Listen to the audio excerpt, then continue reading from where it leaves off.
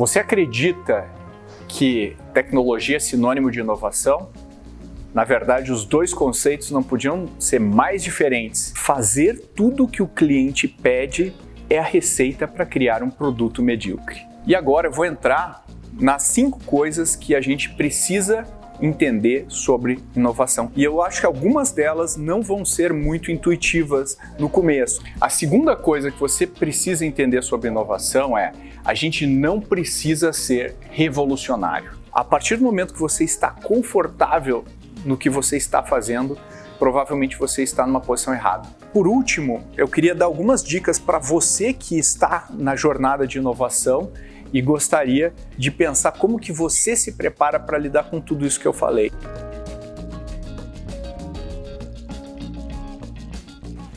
Você acredita que tecnologia é sinônimo de inovação? Na verdade, os dois conceitos não podiam ser mais diferentes, embora a maior parte das pessoas associem esses dois. Inovação é criar algo novo, é colocar algo novo no mercado. Eu vou falar sobre isso e muito mais nessa Masterclass, onde a gente vai falar sobre 5 coisas que a maior parte das pessoas entendem errado sobre inovação. Quando a gente fala de inovação, o que passa na nossa cabeça? O que a gente imagina? A gente imagina alguém num laboratório, testando coisas, criando produtos. Isso é invenção. Inovação não é criar coisas. Inovação é criar valor novo onde antes não existia. E às vezes a gente associa isso a coisas como workshops, onde eu vou idear, eu vou fazer um brainstorming. Isso também não é inovação, isso é uma parte da inovação, isso é a parte da criação, quando a gente está concebendo a inovação. Tem muita gente que associa inovação a espaço físico, a móveis coloridos, mesa de pebolim e outras coisas. Na verdade, inovação, a gente viu durante a pandemia que as pessoas ficavam em casa e continuavam inovando. Inovação não tem necessariamente relação especificamente com esses pontos. Inovação é muito mais amplo do que isso. O que de fato é inovação? Inovação é, por exemplo, uma Apple criar o metro quadrado de varejo que mais fatura no mundo. Uma coisa que ninguém tinha pensado igual. Inovação é colocar vacinas contra o Covid em tempo recorde. Em 1 ano, o mercado conseguiu colocar vacinas que antes demoravam vários anos e às vezes até mais de uma década para colocar no mercado.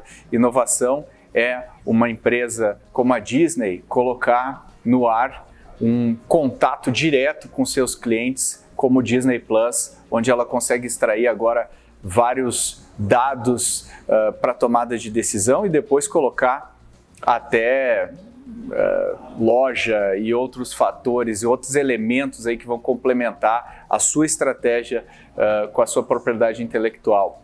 Tudo isso é inovação. E o que está acontecendo no mercado para a gente falar sobre esse tema hoje? Eu vou falar de alguns elementos. O primeiro deles, a gente tem cada vez menos barreiras de entrada, ou seja, a gente consegue entrar em quase qualquer setor e criar uma empresa, um negócio nesse setor. Isso é ótimo, mas para quem está naquele setor, a competição fica muito mais acirrada. Então a gente tem cada vez menos barreira de entrada, a gente tem cada vez mais capacidade para escalar com softwares na nuvem e tudo mais. A gente consegue ir de 0 a milhares de clientes gastando muito menos do que a gente gastava e esse custo acompanhando a nossa receita. A gente também tem muito mais dinheiro sendo injetado em venture capital, no capital que ajuda empreendedores a criar negócios, e esse capital também gera inovação. A gente está falando de bilhões e bilhões de dólares ao redor do mundo sendo investido em novos negócios que provavelmente competem com mercados que talvez a sua empresa esteja estabelecida. E a gente também tem várias revoluções simultâneas, ou seja, existem revoluções como a gente nunca viu antes acontecendo simultaneamente no mercado. E esses ciclos de inovação que a gente vive, normalmente a gente fala que os ciclos acontecem a cada 40 a 50 anos. O ciclo que a gente está vendo encerrar agora é o ciclo da computação pessoal e da rede que a gente chama hoje de internet, né? Ou seja, a gente passou a ter computadores com uma potência incrível nos nossos bolsos e esses computadores estão conectados entre si. Isso é uma coisa que há 50 anos atrás a gente nem conseguia imaginar e hoje é uma realidade.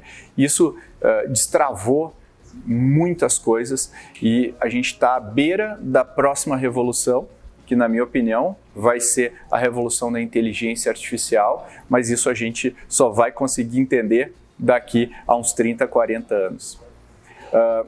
Para vocês entenderem, quando eu falo de revoluções simultâneas, vamos pegar, por exemplo, um software que está no dia a dia de muitas pessoas, especialmente as pessoas mais jovens, que é o Tinder. O Tinder serve para você encontrar pessoas. Parece que ele quando a gente olha, ele é um aplicativo, mas ele, na verdade, é muito mais do que isso. Ele trabalha na confluência de mobilidade, geolocalização, ele usa a conectividade que eu falei, ele usa inteligência artificial para fazer o match entre as pessoas. E uma aplicação como essa impactou diversos outros setores, como bares, onde as pessoas vão para se conhecer, restaurantes, casas de shows e aí por diante. Então, quando a gente fala das revoluções simultâneas, a combinação delas a gente não consegue prever. A gente só sabe que o impacto delas vai ser muito grande. E a gente vê também setores sendo completamente reconstruídos. Um deles é o setor da música. Todo mundo aqui consome música de um jeito ou de outro. Alguns consomem mais, outros menos, mas o consumo de música ao redor do mundo não reduziu. Entretanto, a indústria musical, se a gente olhar 20 anos para trás, ela estava faturando boa parte da sua receita em mídia física, no CD. Hoje, a distribuição é digital. Só que quem estava distribuindo o CD não é quem está ganhando dinheiro hoje com o digital. Inclusive, o faturamento por artista, se a gente olhar dessas novas plataformas de streaming, caiu. Isso fez com que os artistas começassem a ter que ser muito mais intensos nos shows. Antigamente, Rolling Stones criavam um álbum novo e fazia shows para promover o seu álbum. Hoje, as pessoas fazem álbuns para promover o seu show. Isso mudou completamente a economia desse setor. E é isso que a gente está vendo em quase todos os setores, uma reconstrução da economia desses setores. Em 2018, eu escrevi um livro que se chama A Estratégia da Inovação Radical. Ele vai estar com o link aqui para você ir comprar se você quiser. E nesse livro, eu falo de 6 princípios que as empresas mais inovadoras do mundo utilizam para realmente se tornarem uma máquina de inovação, realmente conseguirem inovar consistentemente ao longo do tempo. E são 6 princípios que eu vou falar rapidamente aqui para vocês. O primeiro deles é: inovação é design organizacional. Então, não adianta eu querer inovar se eu não me organizo diferente dentro da empresa. Isso está falando de processos, da maneira como a minha hierarquia funciona, como os meus líderes funcionam. O outro fator, o outro princípio é o da gestão ágil, que não é só usar metodologias ágeis, mas é pensar com agilidade. O outro é pensar como um investidor, ou seja, um investidor de startups. Quando a gente investe em 10 startups, eu sei que 8 vão dar errado. Só que aquelas 2 que dão certo pagam a conta de todo o resto. Então, isso diz respeito a você fazer mais experimentação, testar mais coisas, com menos possibilidade de você perder em cada um dos testes, ou seja, testes pequenos, para você conseguir garantir uma área maior de exposição à inovação. Matar o seu próprio negócio, que é basicamente você entender para onde o dinheiro vai, para onde o seu setor está indo, aquilo que eu acabei de falar do setor musical, para onde está indo o dinheiro nesse setor, e aí você criar iniciativas para você ir para esse lugar, trabalhar com parceiros para você ganhar velocidade. O aprendizado só começa quando o cliente interage com o seu produto. Então, se você coloca um produto no ar, mais rápido, você consegue aprender mais rápido, então é um jogo de aprendizado. E por último, o cliente no centro da equação. As empresas que mais inovam são centradas no seu cliente, tem o cliente como a prioridade, o centro da sua equação. E agora eu vou entrar nas 5 coisas que a gente precisa entender sobre inovação, que é o tema da nossa Masterclass. Até agora eu falei um pouco do cenário, o que está acontecendo, e agora a gente vai entrar nessas 5 coisas, e eu acho que algumas delas não vão ser muito intuitivas no começo, mas eu vou explicar. Então, qual que é a primeira delas? A primeira delas é a abordagem Big Bang não funciona. O que é a abordagem Big Bang? Numa empresa, normalmente, vamos falar o seguinte, vamos dar um exemplo.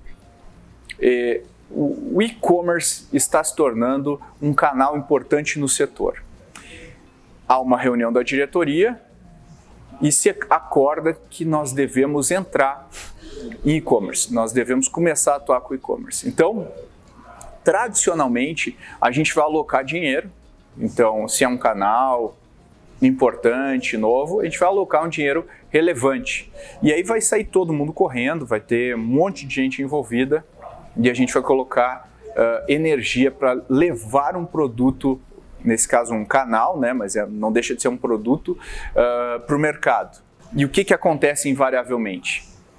Não acontece exatamente o que a gente gostaria. Esse produto vai para o ar e aí as pessoas não compram, a gente vai ter que aprender, vai ter que iterar e demora muito mais para a gente conseguir ganhar a atração que a gente gostaria. Qual que é o problema? Eu já gastei muito dinheiro. E quando eu já gastei muito dinheiro, fica muito difícil eu recuar. E esse é o problema, é a falácia do custo afundado, como a gente chama. O que eu gastei não volta mais. E às vezes eu tento recuperar aquilo. E quanto mais energia eu coloco em recuperar aquilo, mais difícil fica eu focar naquilo que realmente interessa. Um exemplo disso é uma empresa que provavelmente você nunca ouviu falar, que é a Quibi. A Quibi é uma empresa que tinha uma proposta de valor muito clara. Eles queriam criar um serviço de streaming para pessoas que fazem o commute nos Estados Unidos, que vão para o trabalho de trem, de metrô e passam lá seus 15, 20 minutos, meia hora dentro de um vagão ou de um qualquer transporte público. Então, a tese deles era usar a mobilidade de um jeito diferente, adaptar o conteúdo ao meio, ao celular. Então eles criaram um aplicativo muito interessante, que você virava de um jeito o celular, você via o conteúdo de uma maneira, tinha diálogos, a história era contada de um jeito muito interessante usando o celular. Muito legal. Quem fundou essa empresa foi a Meg Whitman, que é uma executiva extremamente tarimbada nos Estados Unidos, junto com um dos cofundadores aí da DreamWorks, do estúdio. Chamaram artistas do mais alto padrão para gravar os conteúdos, gravaram bastante conteúdo. E o que aconteceu? Pois bem, aconteceu o fato de você não saber, já é a resposta. A empresa sumiu, a Quibi desapareceu e ela gastou bilhões de dólares num espaço muito curto e colocou o produto no ar, ninguém usou. Eles não tinham mais margem de manobra, tiveram que devolver o que sobrou do investimento feito para os investidores. Esse é um exemplo de uma abordagem Big Bang. E por que não deu certo? Porque você não consegue fazer uma inovação muito relevante com um time gigantesco. Você precisa ter um time enxuto, multidisciplinar e focado em resolver esse problema. É o que a gente costuma dizer. Times pequenos inovam e times grandes escalam aquela inovação. Então imagina, por exemplo, o Beethoven compondo uma sinfonia, lá no quarto dele sozinho, compondo uma sinfonia. Você não consegue ouvir o que está na cabeça dele, mas se você levar essa partitura para uma orquestra, você vai ter uma experiência incrível. É a mesma coisa.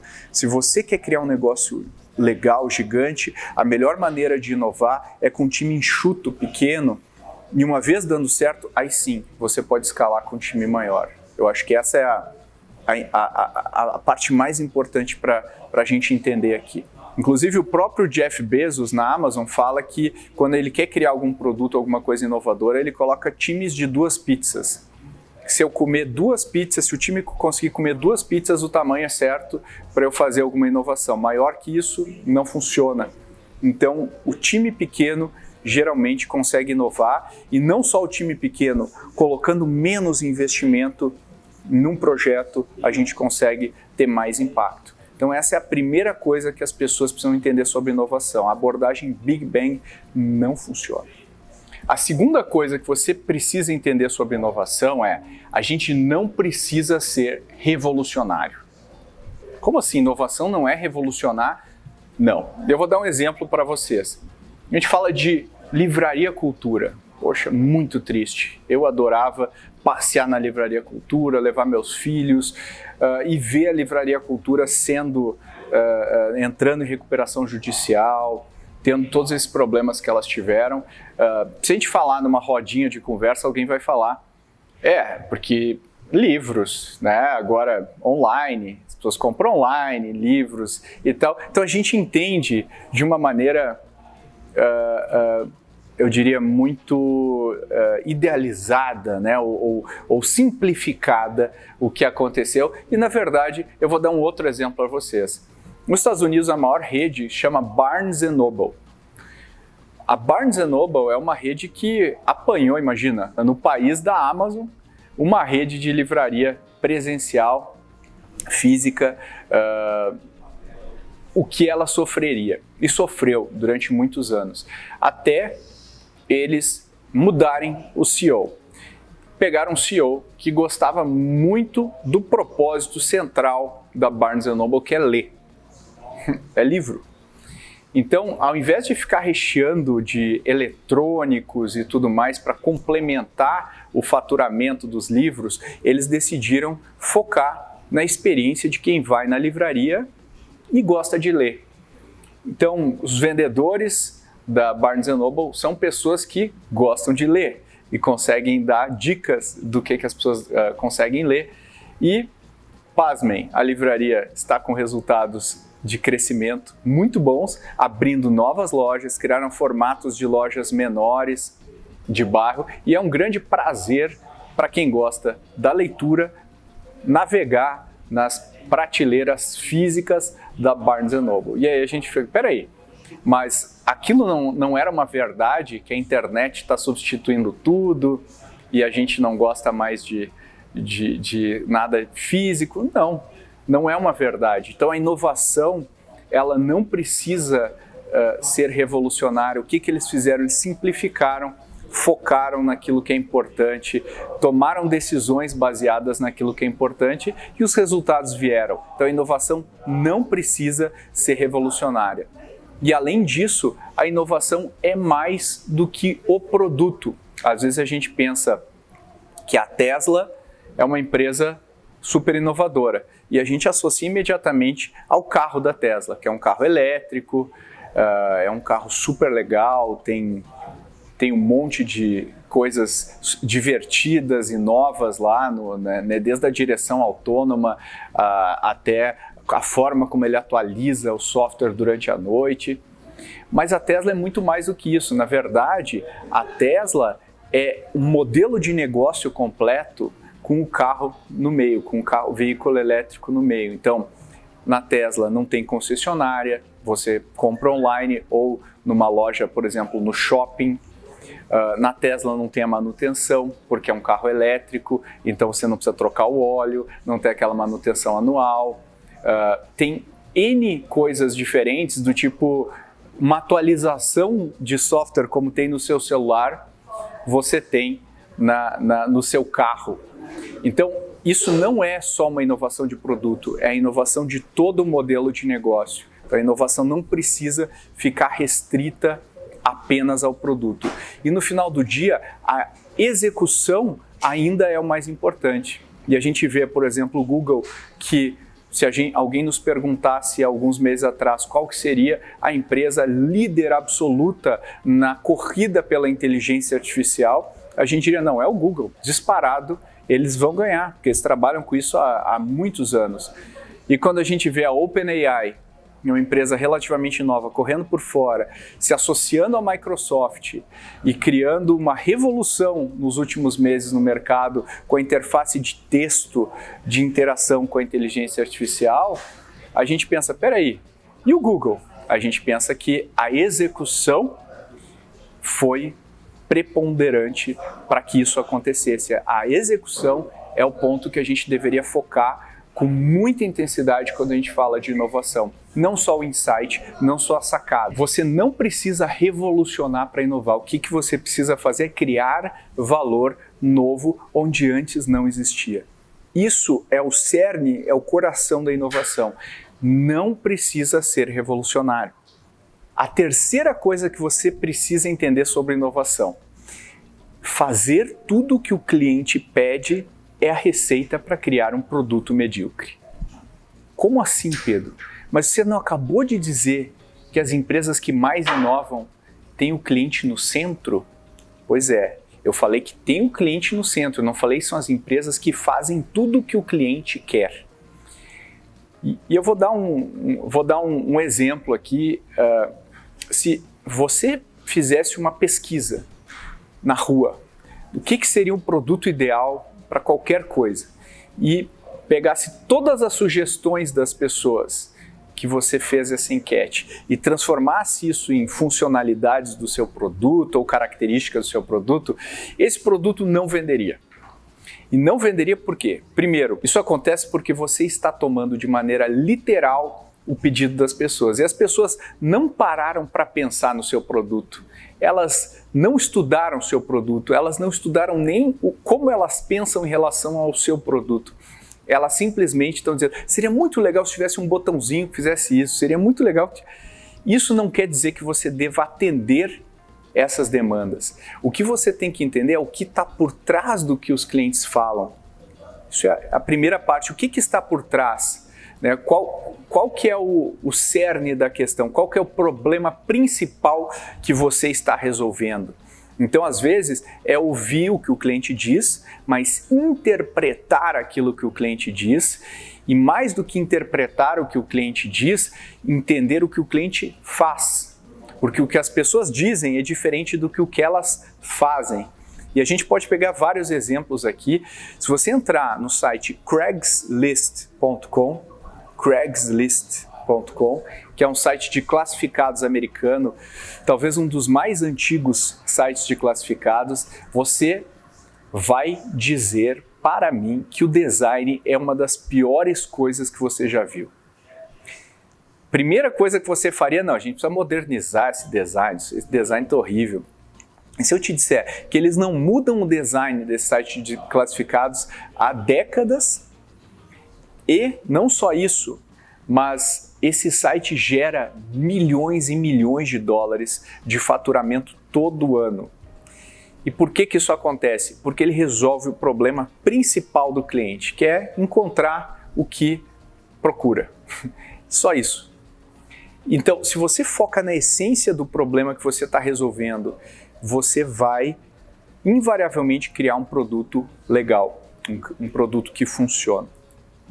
Então, foque no problema que você está resolvendo. É claro que antes de focar no problema que você está resolvendo, você precisa entender se esse problema é relevante para o seu cliente. Então, esse é o primeiro trabalho que você tem que fazer. Na sequência, focar agressivamente e resolver este problema melhor do que qualquer outra empresa. Esse é o segredo e é mais fácil falar do que fazer. Vamos para o quarto agora, que é a afirmação. Já testamos e não funciona, está errado 90% das vezes. Essa afirmação está errada 90% das vezes. E por quê? Você já viu numa empresa, você está lá, poxa, a gente devia testar o e-mail, né? E alguém fala, não, e-mail não funciona, a gente testou já e não funciona. Eu não acredito. Quando alguém fala isso, eu não acredito. E eu não acredito porque uma coisa que eu aprendi é, geralmente os problemas são multifatoriais. Eles não são mono. Eu testei o e-mail, mas espera aí, você mandou para quem o e-mail? Quando? você mandou só um. O que estava escrito no seu e-mail? Qual que era o título do seu e-mail? Qual que era a oferta do seu e-mail? Você desistiu depois do primeiro e-mail? Tudo isso deveria levar em consideração quando a gente fala, funciona ou não funciona alguma coisa. Então, mais do que descartar alguma coisa, você tem que ser mais profundo e responder a pergunta, você realmente testou aquela hipótese? Se você testou aquela hipótese, você é capaz de detalhar como foi esse experimento e como que você efetivamente montou, né? O que você usou para montar esse experimento.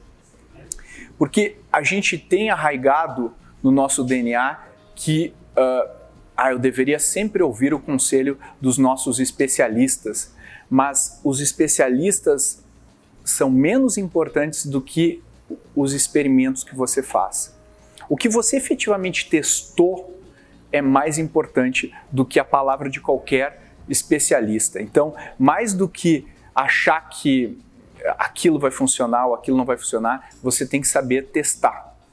Saber testar, não só testar, mas saber testar e aí testar. E saber, ninguém tem as respostas. Quando muda uma variável da equação, o resultado dela muda. Então, se você muda o cliente, muda o alvo, qualquer elemento que você muda, você pode ter certeza que o seu resultado no final mudou. E a grande maioria, esmagadora maioria dos problemas que a gente se depara no mundo corporativo são problemas multifatoriais. E o que me leva diretamente ao quinto ponto que a gente precisa entender, que é experimentação é o motor da inovação. A gente fala que insights ajudam a gente a inovar, metodologias, o que for. No final do dia, o que leva a inovação para frente é a experimentação. Um dos princípios que eu falei lá atrás do meu livro é pense como um investidor. Quando a gente fala de investimento, a gente investe em startups, eu vou investir em 10, e como eu falei, 2 vão dar certo, 8 não vão dar o resultado que eu gostaria. E tudo bem, porque eu sabia quanto dinheiro eu estava colocando no todo, e essas 2 compensam todas as 8. Então, em vez da gente se preocupar com o que pode dar errado, eu tenho que controlar o meu pior cenário, que é o que pode dar errado, e investir a energia no que pode dar certo. Então, pega, por exemplo, o Bill Gates e o aquecimento global. Ele não tem a menor ideia qual a melhor abordagem para resolver o problema do aquecimento global. Ninguém sabe, porque é um problema multifatorial, tem vários elementos e não tem uma forma de resolver e provavelmente não vai ser uma solução, vão ser mais de uma. Então, quando a fundação do Bill Gates se depara com várias empresas tentando resolver esse problema, o que ele faz? Ele investe em todas, ele investe num grande espectro de empresas, porque ele sabe que algumas delas vão funcionar e a maioria provavelmente não vai funcionar. Só que essas poucas que vão funcionar, ele vai conseguir investir mais ainda. E essas empresas vão ter mais acesso a mais coisas, mais capital e etc. Ou seja, a gente não tem como saber exatamente o que vai funcionar. E por isso mesmo, a gente tem que testar. E eu costumo dizer que experimentar é diferente de errar. Se você tem uma empresa que trabalha com atendimento ao cliente e o seu cliente demora 1 hora para receber alguma resposta sua, isso é um erro. Isso não deveria ser tolerado. Agora, se você está testando novas maneiras de atender o seu cliente e de repente o cliente vai ficar frustrado com alguma dessas abordagens, tudo bem, isso é um experimento. Você está testando formas de atender o cliente. Então, erros são diferentes de experimentos. Experimentos devem perseguir um objetivo e você tem que conseguir executar esses experimentos de uma maneira extremamente disciplinada para você conseguir medir no final se eles deram certo ou não. E por último, eu queria dar algumas dicas para você que está na jornada de inovação e gostaria de pensar como que você se prepara para lidar com tudo isso que eu falei. Primeira coisa que eu queria falar para você é: o ego é o inimigo. Se você quer ser uma pessoa reconhecida como inovadora e tudo mais, provavelmente você não vai tomar boas decisões. Você tem que ser uma pessoa que está preocupada com o cliente, está preocupada em resolver problemas, está preocupada em executar, quer cumprir aquilo que você combinou. Então o ego provavelmente é o seu maior inimigo nesse contexto. O segundo é o conceito da carreira em T, onde o eixo vertical da carreira em T, é onde a gente se formou, onde a gente passou a maior parte da nossa vida aprendendo. Pode ser direito, pode ser qualquer coisa, contabilidade, publicidade. E o eixo horizontal são as novas coisas que você teve que aprender. Você teve que aprender a vender, a falar em público, coisas. Você tem que abraçar esse eixo horizontal porque ele é o que vai te fazer ser um profissional mais completo. Se você ficar restrito a só um eixo, você não está se adaptando ao mundo que está cada vez com uma inteligência artificial mais robusta e provavelmente o seu eixo vertical não se tornará mais tão relevante com o passar do tempo. Então, a grande vitória das carreiras está no eixo horizontal. 3. A realização é mais importante do que cargo. Nos venderam na empresa, nas corporações, a ideia de que eu vou subir, vou virar isso, vou virar coordenador, gerente, diretor e depois CEO. E a gente sabe que o cargo ele é uma representação daquilo que você realiza. Ou seja, o quanto você consegue entregar, o quanto você causa de impacto, qual a relevância do projeto que você está tocando, ou o quanto você conseguiu pegar um projeto que ninguém queria e transformou ele num projeto relevante, aquilo é o que vai fazer a diferença na sua carreira. Então foca mais naquilo que você está construindo e em pegar desafios cada vez maiores do que cargos, porque os cargos vão acompanhar quem foca em realização.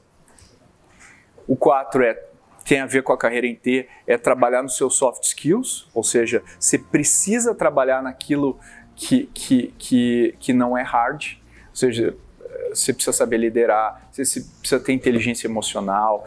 Todos esses aspectos é o que vão ser, o que vai fazer diferença na sua carreira, no seu desenvolvimento. E por último, a partir do momento que você está confortável no que você está fazendo, provavelmente você está numa posição errada. Se você não tem desconforto no seu dia a dia, você não está crescendo. O desconforto é um sintoma do crescimento. É claro que você não pode ter um desconforto acima do aceitável, mas você não pode não ter desconforto. Então você precisa se colocar desconforto em qualquer aspecto da sua vida. O ser humano foi feito para superar desconforto, ele não foi feito para ter conforto. A gente morre quando a gente tem conforto, a gente cresce quando a gente tem desconforto. Então pense nisso.